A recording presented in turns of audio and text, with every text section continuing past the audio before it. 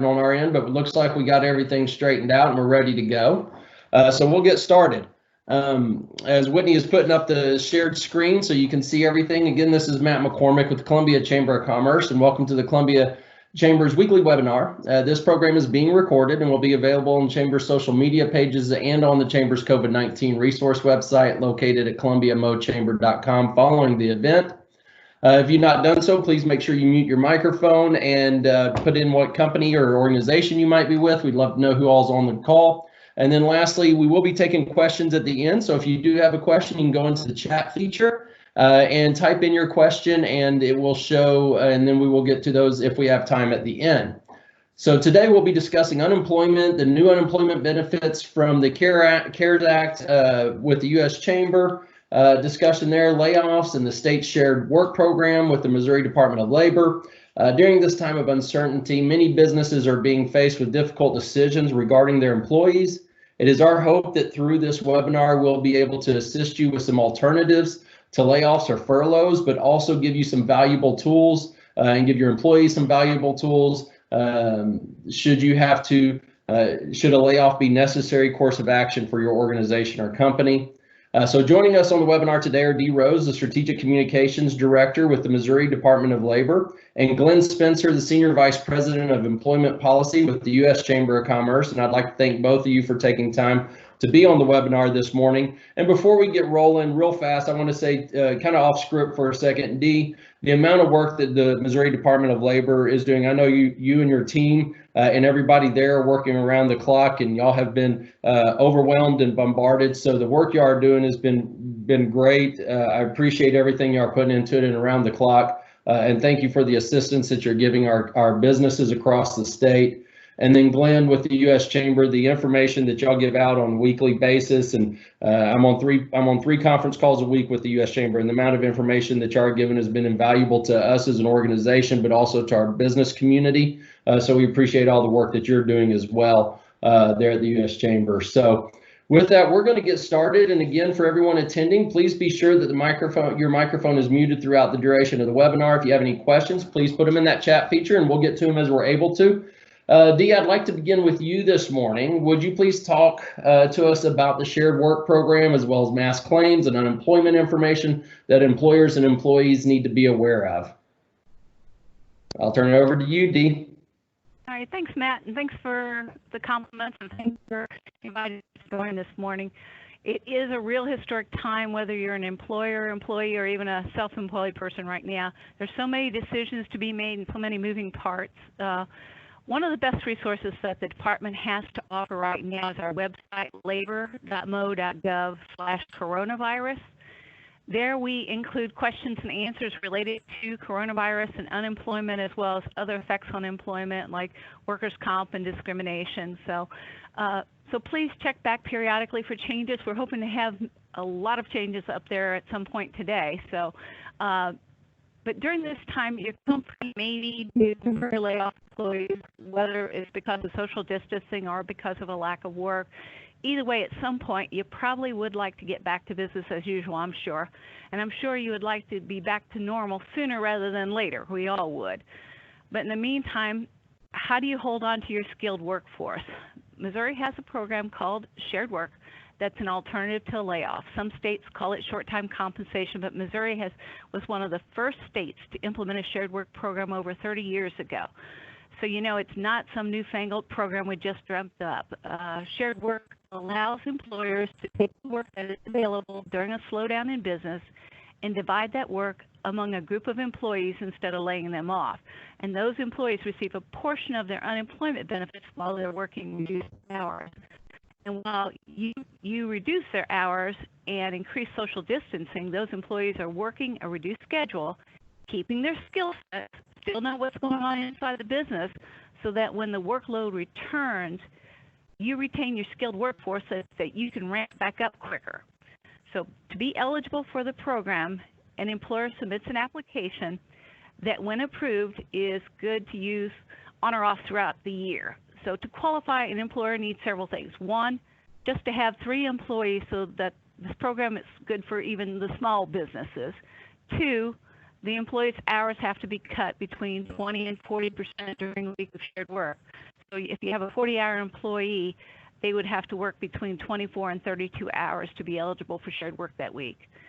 3, the plan has to apply to at least 10% of an affected unit, which could be 10% or more of a department, a line in the factory, all your hourly employees, or even 10% or more of the entire company. You define what the unit is. 4, the employer certifies to us that they will retain the same employee benefits as those not on shared work. And 5, of course, the employer certifies that they are participating in lieu of a layoff. And as long as the employer has submitted all their quarterly wage and contribution reports to DES and has paid all their unemployment taxes due, they are qualified. So that's the vast majority of employers. With shared work, employers file for unemployment for their employees, and employers submit hours worked to request the payments. We're currently approving shared work plans in about a week. So you would need to upload a list of employees and their information so we could set up unemployment claims for them. And then any week where their hours were cut 20 to 40%, you would just submit their total hours to us so that your employees would receive a corresponding percentage of their unemployment for the week between 20 and 40%. Now, there's even better news right now, and we could all use some good news right now. Those employees can only earn their regular paychecks for hours worked, not only earn that, but they continue to receive their regular unemployment benefits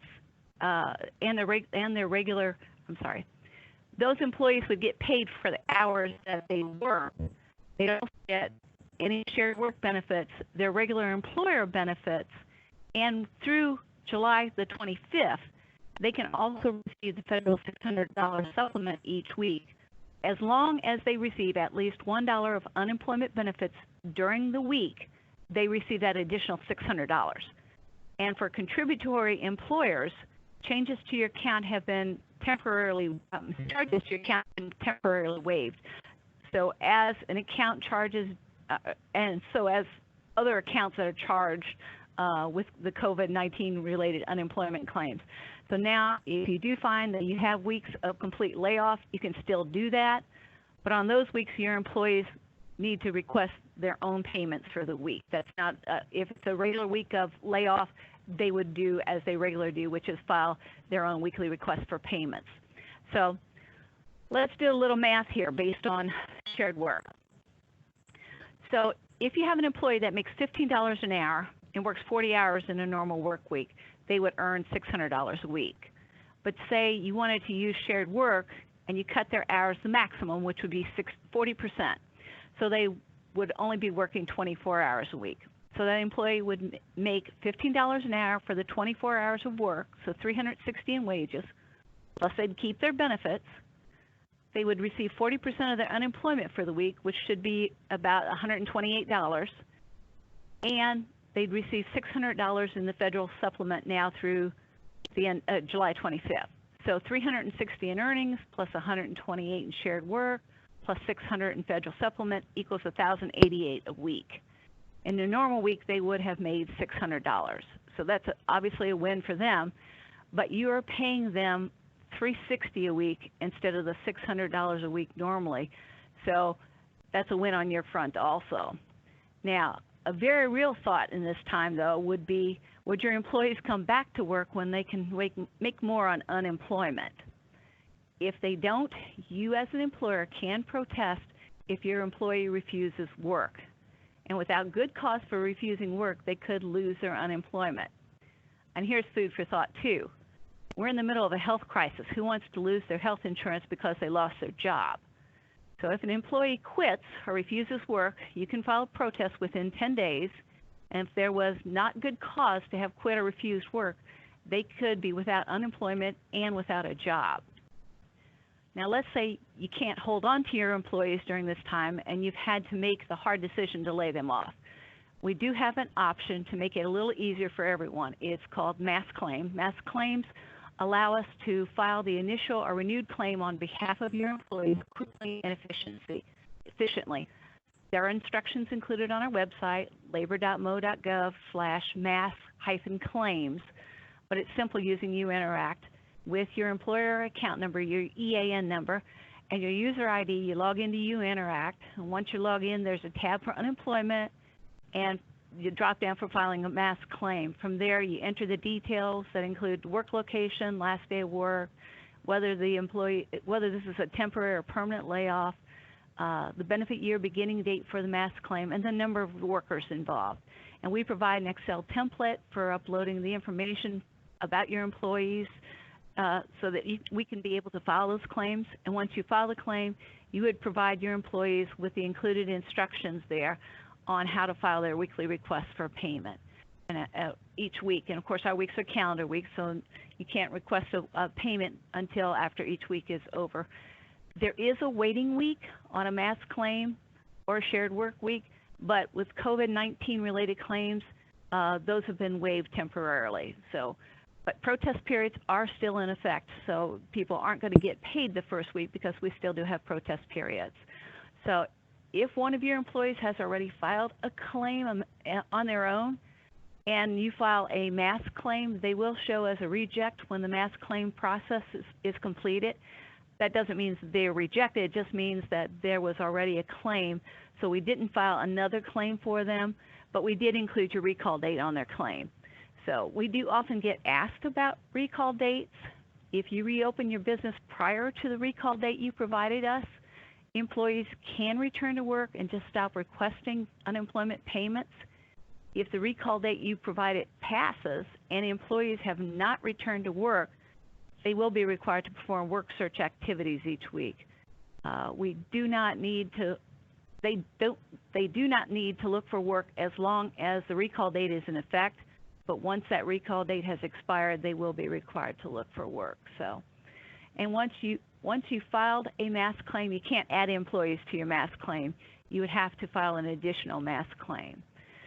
Now, we've talked a little bit about the new federal legislation, but the CARES Act, the Coronavirus Aid, Relief, and Economic Security Act, was passed and signed into law on Friday, March 27th, and on Saturday, March 28th, Missouri signed an agreement with the U.S. DOL to participate.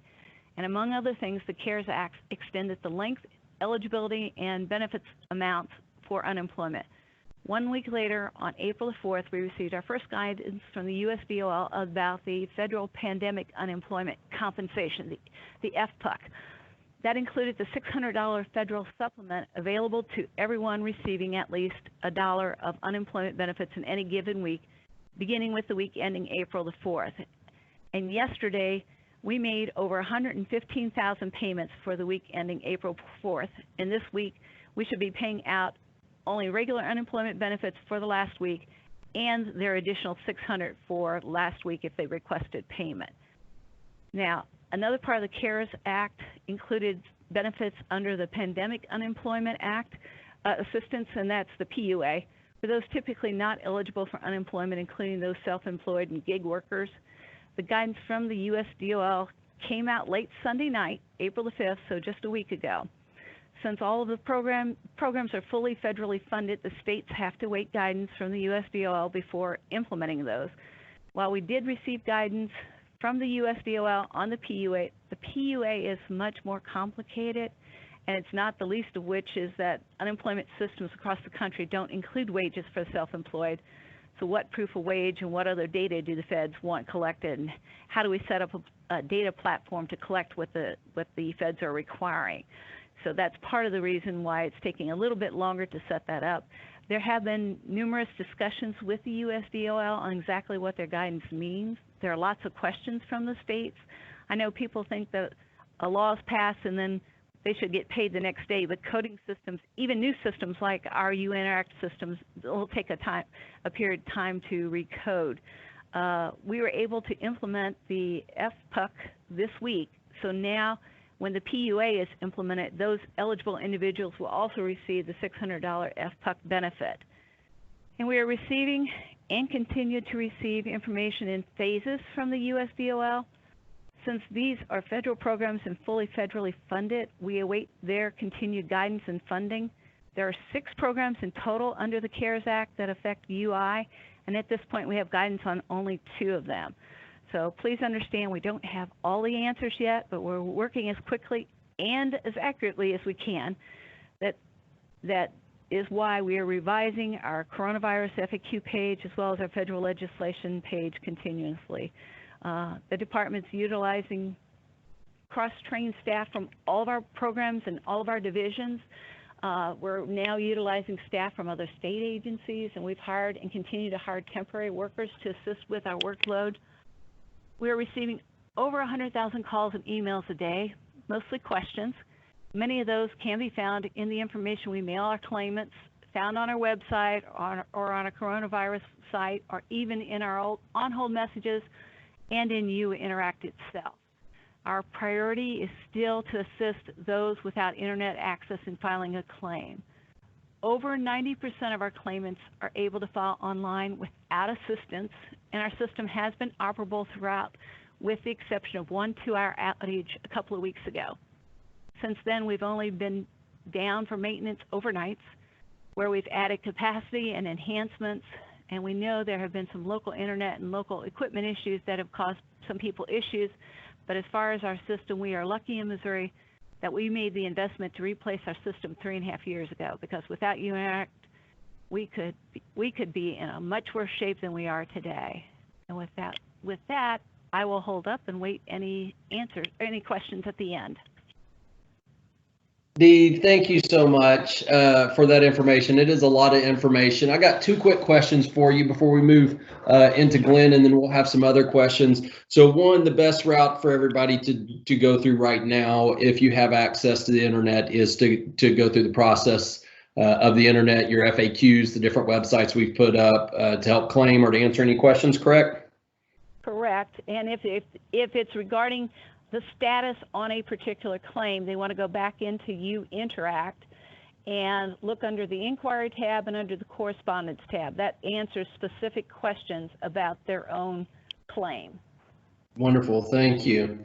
The other question is a pretty general question, pretty kind of an easy one, but you know, over the last couple of weeks, as we've talked to businesses, we hear the words layoff and furloughs being said in the same sentence, in the same, you know, interchangeably, but that's not correct. Could you give just a quick definition on the difference between the two? Actually, for our purposes, they are the same if they're being furloughed or they're being laid off, because when they file a claim, we're asking, did you lose your job because of a COVID-19 related, because of the coronavirus? And so whether it's layoff or furloughed, we consider it the same when they click that box. So either one, it works the same way under our system. Okay, wonderful. Good to know. That's great information. Glenn, we're going to shift over to you. And Glenn is with the U.S. Chamber of Commerce, and we appreciate you taking time. And we'd also remind everybody, if you have any questions, put them in the chat box, and then also make sure that you put in what organization and or company you're with in the chat box. So Glenn, we're going to head over to you to talk a little bit about the various streams of available benefits through the different CARES Act, maybe some frequently asked questions that you're hearing from around the nation, from the different chambers and things like that. And then as maybe some guidance or some updates on what you know, the policies and the procedures coming down from the federal government. So Glenn, I'm going to shift this over to you. Great, thanks. Want to make sure you can still hear that the volume's okay? Yeah, we're great. We can hear you. Good. Well, it's really an honor to follow Dee in this presentation. Being in Washington, D.C., as she alluded to, you know, we kind of work on the policy stuff, and you get the bill passed, and you assume at that point it's done. But that's really not the case. You've got to get into the implementation phase, and it's people like Dee who are actually on the ground trying to make this stuff work. That is what is extremely helpful and will make the whole system move a lot more smoothly. So one of the things she mentioned was some of the difficulties that the department is having with implementing pieces of the CARES Act UI provisions. And that's true not just in Missouri, but across the board. Part of that is simply the sheer volume of claimants who are filing. And so just to put that in perspective, a couple of weeks ago, first-time UI claims were around 200,000 per week, and that was considered to be a low volume based on a pretty strong economy. Last week, that number had jumped up to 6.3 million. So from 200,000 to 6.3 million in a given week. The week before that, it was 6.9 million. The week before that, it was 3.5 million, somewhere in that range. So the sheer number of people filing claims is more than the system was designed to handle. So if you hear people experiencing delays, people are getting impatient with their claim, that's all understandable, but also understand that people like Dee are working as hard as they possibly can to make this stuff work. It's just that the sheer volume and some of the new parts of the system are making it difficult. So with that, I'll talk about some of what was in the CARES Act. A little bit of it Dee already covered, but obviously there were significant expansions to the UI system in the CARES Act. And there's a couple of different streams of relief under that bill. So I'll go through those real quick. So first way somebody's going to access UI is through regular state benefits. So all states, of course, have their own UI programs. It's a partnership between the states and the federal government. But that's going to be the first line is someone loses their job, they're furloughed, they're going to go in and file a state claim. That's going to be handled in the same way that any state claim would ordinarily be. Second is the case where people may have exhausted their regular benefits. So the CARES Act created what's called the Pandemic Emergency Unemployment Compensation Program, which runs from now through December 31st. This is going to be an extra 13 weeks of UI benefits, fully federally funded, but it's still going to be accessed through your state UI system. There's a third program that was created called the Pandemic Unemployment Assistance Program. This is for workers who, for whatever reason, are ineligible for regular state benefits, including folks like independent contractors or the self-employed. Now, to be eligible for this program, you need to A, not be eligible for regular state benefits, but B, you need to meet one of these specific criteria related to COVID-19 to be eligible for this program. This is a fully federally funded program, and these benefits are available for up to 39 weeks, and the program itself expires on December 31st. As Dee mentioned, there's another program, that's the Federal Pandemic Unemployment Compensation Program, which is what will provide that extra $600 per week, all federally funded. Those benefits, the $600 per week, expires on July 31st. Absent further congressional action. So someone may be eligible for extended benefits or a period of benefits throughout the rest of this year, but that extra $600 per week expires on July 31st. And as Dee mentioned, that $600 is on top of whatever regular benefit you're getting, and it's available even if you're getting as little as $1 a week in regular UI benefits. That would make you eligible for this extra $600. A couple things to consider with UI. There are obviously some normal guardrails around who is eligible. Typically, you have to be able, available, and actively looking for work. The Department of Labor in Washington, D.C. has issued some guidance around that, letting states know that there is a little bit of flexibility in how they interpret that. So, for example, if somebody is furloughed, but they're anticipating returning back to work, states have the ability to assume that that person is actively looking, even if they're really not out there looking for other work, because they're anticipating on returning when their business reopens or calls them back. Now, of course, if someone is called back from a furlough, refuses to come back to work, that then is going to impact their eligibility. Couple other things to note. Dee mentioned the 1 week waiting period under the CARES Act, that states have the option to waive that 1 week, and the federal government will pick up 100% of those costs. Now, the CARES Act talks a lot about people being available to telework, and that applies to UI as well.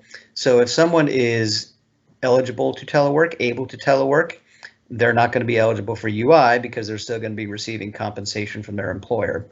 Likewise, if someone avails themselves of the paid sick leave or paid family provisions of the so-called Phase 2 bill, the Families First Corona Relief Act, the individual who's receiving paid sick leave or paid family leave wages also not going to be eligible for UI because they are still receiving wages from their employer.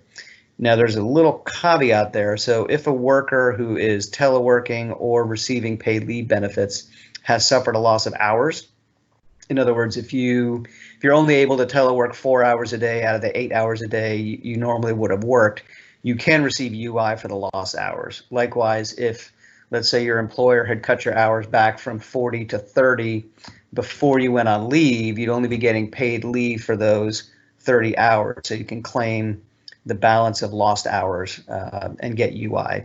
And remember, once you receive $1 benefits, you get the extra $600. So somebody who's home on a reduced schedule will get UI for the lost hours, but also then that $600 per week.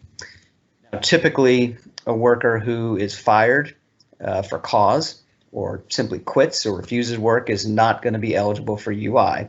But under the CARES Act, those actions may not result in a denial of benefits under a very narrow set of circumstances related to the coronavirus. So in some guidance that the U.S. Department of Labor put out, they indicated that one of the reasons under the CARES Act someone could collect the pandemic unemployment assistance is if they quit their job as a direct result of coronavirus. So now remember, if you quit your job, you're not going to be eligible. But if you quit for a reason directly related to corona, you can still be eligible for pandemic unemployment assistance. But DOL indicated in that guidance that this is a fairly narrow provision. So what they said is, as an example of someone who quit for a reason directly related to corona, is someone who had the disease, recovered, but the damage that it did to their body was so serious that it made them completely unable to work with or without any accommodation. So if you had the disease and you're physically just unable to go back to work, that would be a reason why you could collect pandemic unemployment assistance under the CARES Act. So some limited exemptions to those provisions around quitting or refusing to return to work. A couple of questions that we've gotten from businesses really fall along two lines. One is somebody who doesn't want to go to work because they're afraid of catching the virus. Is that a reason why they could quit and collect unemployment? And as far as we know at this point, the answer to that is no. Nowhere in the statute and nowhere in the guidance we've gotten so far is quitting or refusing to work because you're scared of getting the virus a reason to be able to collect UI. In that case, your employer could terminate you with cause because you refuse to come to work. We'll see if that changes in further guidance, but as of now, according to the statute and the guidance we've received, being afraid of catching the virus is not a reason to not show up for work. The second question we've really gotten falls along the lines of the $600 payment and concerns we've heard from employers that for some workers, it might make more sense just to quit their job and go home and collect UI and get the extra $600 per week, and they'd be making more than if they stayed working. That's a concern, but I don't know how that will play out in the real world, if it's more a hypothetical concern or if we're actually seeing that happen. And I state that for a couple of reasons. Number one is the $600 per week is temporary. Unless Congress changes the law, that extra benefit expires on July 31st. Secondly, if you are laid off with cause or you refuse to go to work, you very well may lose your health insurance. And as Dee covered already, this is probably not the environment in which you want to lose any employer-sponsored health coverage you have. Third is that with the unemployment rolls rising as dramatically and sharply as they have, I just don't know how many workers would voluntarily quit a job. We'll have to see how that plays out. But for employers who are worried about that, of course, there's also a large pool of individuals who are going to be looking for work. So we'll see how that concern plays out over the next several weeks. But that's a question we have definitely heard a lot of. One other issue we've heard about resolves around independent contractors and the difficulties that they may be having in applying for UI benefits. I think Dee covered that pretty well. Some states have found it very challenging to reprogram their systems and get things up and running so that payments can be made to independent contractors who apply for UI. Some states have found it a little bit easier, but it's definitely been a challenge, and it's a new program. State systems were not designed for those kind of payments, so it's clearly going to take a little while. We have heard of a couple of states where independent contractors are going in to apply for benefits. They're being told, and this really relates to workers in the gig economy. So they will go in to apply for benefits as an independent contractor. They're being told, actually, no, you should apply as a regular full-time employee. We'll provide you with regular state benefits, and then we're going to go and sue your alleged employer, who more often than not would be a gig economy related company. We're going to go sue them for failure to pay UI taxes over the last several years. Two concerns with that. One is this is probably not the time to pursue these types of ideological misclassification arguments. But second, for the states, regular UI benefits, of course, come out of the state trust fund. The payments for independent contractors are all federally provided dollars. So by forcing independent contractors who should be getting relief from that federally funded stream of money, they're forcing them into the state program where they will further deplete the state trust funds. And then when we get to the other side of this, employers across the board may have to pay higher taxes to replenish those trust funds. So we've heard of a couple states doing that. To me, it doesn't make a lot of sense, but hopefully that's limited to just a handful of states. So with that, I'll wrap up and happy to take any questions. Glenn, thank you so much for that information and for going over a number of those things with the CARES Act and Phase 2 as well. With that, if anybody has any questions, please type them into the chat box. A couple that we have prior to that we wanted to go over is, can a company, so we have the PPP program, the Payroll Protection Program, that went live early, about 2 weeks ago or about a week and a half ago, that our banks are working through. And then we also have this information about the Shared Work Program. Can a company do both? And how would that affect their Payroll Protection Program application or the forgiveness portion of that loan? And I don't know if that would be, that'd be for you, or Glenn, that would be for you, but I'd toss that out to both of you. I can't tell you much about the PPP. I can tell you with the Shared Work Program, it does not affect shared work whatsoever on our side, whether they participate in the program or not. So Okay. It'd be on the loan side. Okay. Yeah, I have not seen any guidance yet as to how the two would interact. All we've seen on the Paycheck Protection Program is that there are specific expenses that you can cover to still be eligible for loan forgiveness, and that you can't reduce your employee's compensation by more than 25% without suffering a proportional reduction in loan forgiveness. But I have yet to see any guidance that suggests that if you avail yourself of a short-term compensation program, that would somehow impact your eligibility for a loan or for loan forgiveness. Okay, thank you. We have a question that has popped up on the chat. I'm going to read this to you. It's fairly lengthy. If you click on the chat feature, you can see it as well if you are on the computer. So somebody posted, I have an employee that signed up for unemployment due to being too scared to work due to the virus, which we went over a little bit about that. She is older and has a compromised husband at home. Neither one has COVID-19, but are very worried about getting it. Initially, when she stopped working, she went to see the doctor because she had a cold/cough from what she thinks is normal allergies. The doctor did not think she needed to be tested because she did not have the symptoms, but said the doctor told her to stay home and told her to sign up for unemployment. She has not worked since March the 23rd when this happened, and called to tell me she was told to sign up for to get unemployment since we have a stay-at-home order. I told her we are an essential business and are not closed, and that I have hours for her if she would like to work. And she said she cannot work because she is too vulnerable and scared.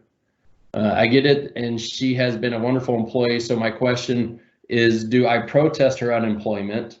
She's on Social Security, and I have several employees in the same situation, but they are requesting to not have their hours and are not signing up for unemployment. Thank you for the help. Debbie, thank you for the question. So I guess the question would be, how does she approach this with her one employee who is too vulnerable and scared? How does she work this unemployment process? Is that something she needs to protest? And since she has other employees that are not asking for the same thing. Any advice there?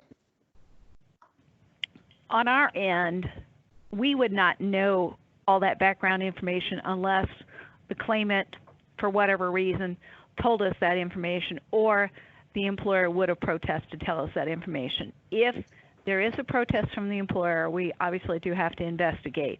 At that point, one of the things we would be looking at is what was her doctor's note, her doctor's recommendation. Was it just she needed to have personal protective gear in order to be able to do her job? Could she telework?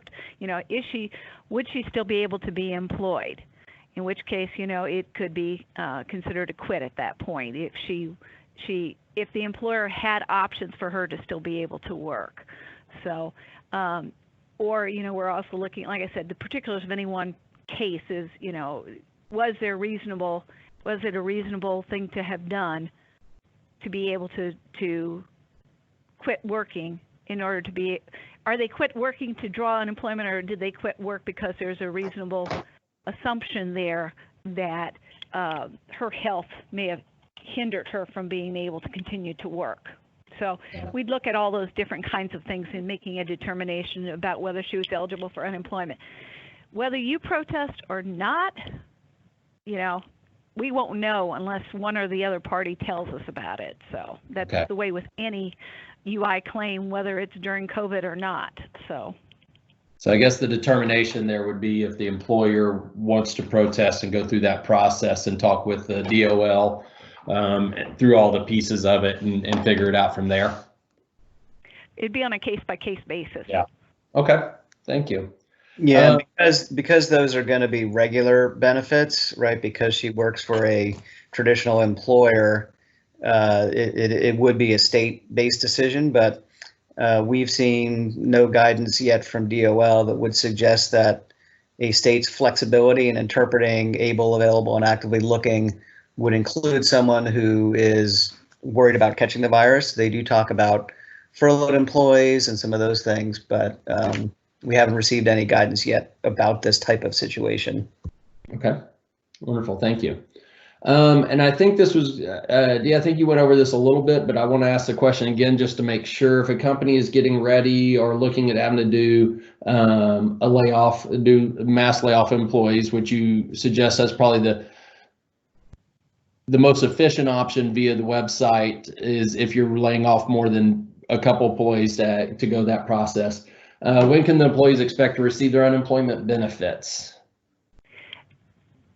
I would say the mass claims, if you have 10 or more employees, is definitely the route to go. It makes life easier for your employees. They don't have to wait on hold. Hopefully, they don't have issues, or people don't have internet access that can't file a claim. It just makes the whole process much more smooth and efficient. It also, at that point, if you're filing a mass claim, we are considering that at that point, since you're filing the claim, that you are not protesting that particular claim. So it could speed up the process if there's not another employer in your employee's base period to notify. As far as unemployment, prior to COVID-19, we were 18 to 22 days in paying unemployment benefits. We did waive the waiting week in the state of Missouri. So that doesn't mean we've waived the protest period. So people do have to wait through the protest period, and they can now be paid for the waiting week as the first week of payment, as opposed to waiting to after you've drawn 20 weeks of unemployment. So because we waived that waiting week, claimants are actually now getting paid usually within 14, 15 days if there's no issue on a claim. So it actually sped up the payments of unemployment benefits to individuals. That said, there are still those that have particular issues on their claim, and we still have to adjudicate those issues. So right now we're running within the same time frame we have been running in for claims prior to COVID. Okay, thank you. We had another question come up. Looks like this is from an individual. When will those that have been denied due to insufficient wages but were working and laid off due to COVID be approved? An example is I've been working since mid last year, was not working for the first half of 2018 due to illness, but have been denied. My current employer is a Missouri covered employer. The PUA says I qualify since I was working, but I'm being denied. How much longer till I become approved? And I guess that would be for you, Dee. Thanks. Yeah. We are working on that.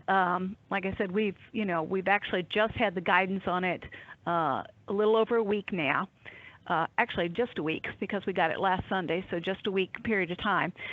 We are setting up our systems. We are trying to get them in place as quickly as possible. We hope to have some updated information to people by the end of the week. Again, I'd say, double check our website, our labor.mo.gov/coronavirus for updates on that.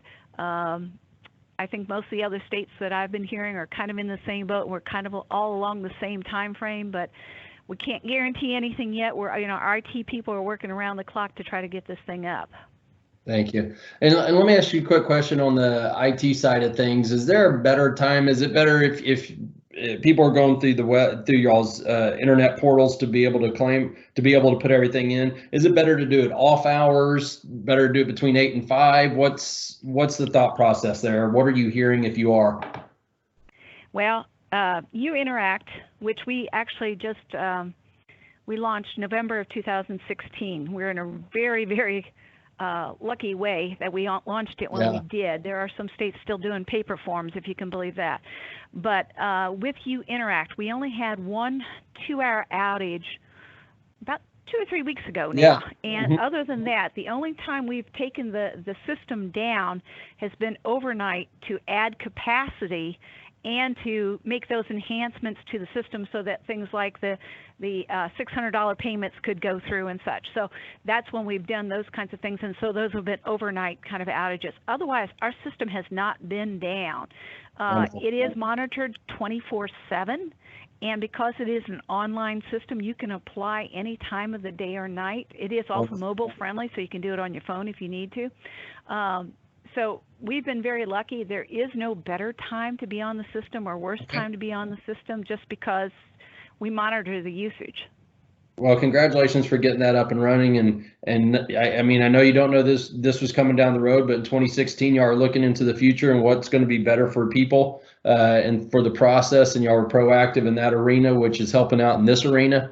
So appreciate and thank you for getting that done. We had one more question pop up, and so this will be our last question. An employee who is able to telework at home is only able to work 30 hours because of child care duties. Now that kids are not in school through the end of May here in Missouri, or actually not through the end of May, I'm sorry, through the end of the school year here in Missouri, is this employee eligible for UI? And I open that to both of y'all. Well, this is Glenn. Typically, the answer is going to be yes, because the reduction in hours would make you eligible for UI for those lost hours. This is probably a situation where you want to be as flexible with the employees as you can. One of the other options that employee would have, of course, is to look at whether they would just say, you know what, I can't work any hours, and now I'm eligible for the paid leave under the Families First Corona Response Act. So I think the fact that you have the 30 hours that they are able to work is a good situation for you as an employer. And you ought to be as flexible as you can with employees in these cases. Do you have anything to add to that?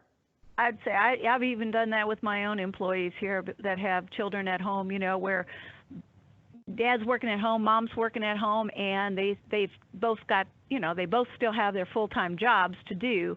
So I've been able to allow them to flex out some of their hours one way or the other to compensate so one parent can help the other parent. Well, so they're both working full time, but still able to get their work done. So it's a matter of scheduling is what it really is.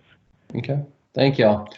Before we start wrapping up, is there any last piece of advice or information you'd both like to give before we start wrapping up here?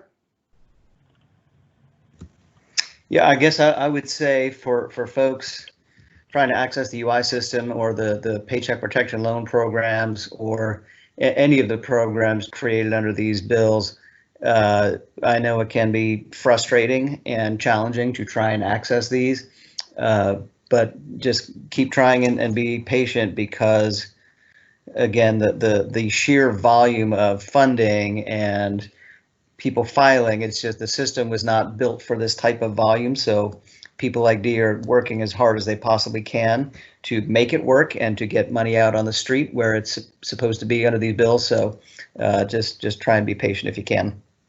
Thank you. Dee, any last words? Yeah, I was going to say, my only other thing I would add is that I would encourage people to use the resources that are out there, to read what's online, to read the information we send them in U-Interact, read the correspondence, the inquiry tab to give them information about what's going on, rather than just picking up the phone automatically to call, because we really do, our priority is still those people who don't have internet access and helping them to file a claim. So, rather than having the lines held up with questions, it would be better if people could get their answers, by reading the information that's out there rather than picking up the phone as the first resource. Great point. And I believe there was a slide with a list of great websites to go to, especially the frequently asked questions section of those. Make sure that you're reading through that. This will also be, the slideshow and the slide decks is going to be posted on our website so that you can access those, or if you don't, that way you can access them in the future if you need those. Again, thank you to both of y'all. Dee, to you and your team, tell everybody there, thank you so much for all the work that they're doing. Keep up the great job as we go through this. And Glenn, thank you so much again for what the U.S. Chamber is doing and helping out all the businesses across the nation, as everything's a little bit different in each state, and being able to field some of these questions as well. These are unprecedented times that, and we talk a lot about building the plane as we're flying it, and that's a lot of what's going on. So we ask everybody to be patient, but thank you so much for all the work that you've done. To everyone else, thank you for joining us today, and we understand this challenging and difficult times over the last couple of weeks, but please know that the Columbia Chamber, the folks that you heard from today, and all of our community partners are here to assist you. Also be watching for upcoming webinars. Our next webinar will be Thursday with a legislative update with Senator Caleb Rowden. He will be talking about looking at state budget, what's going on at the state, and the processes that they are going through as they navigate this as well. Please follow us on Facebook, Instagram, Twitter, and LinkedIn for continued updates, as well as on our COVID-19 resource page at thecolumbiamochamber.com. Remember, the recordings will be available shortly after the conclusion of this webinar. And thank you, and stay safe. And Dee and Glenn, thank y'all so much for your time today.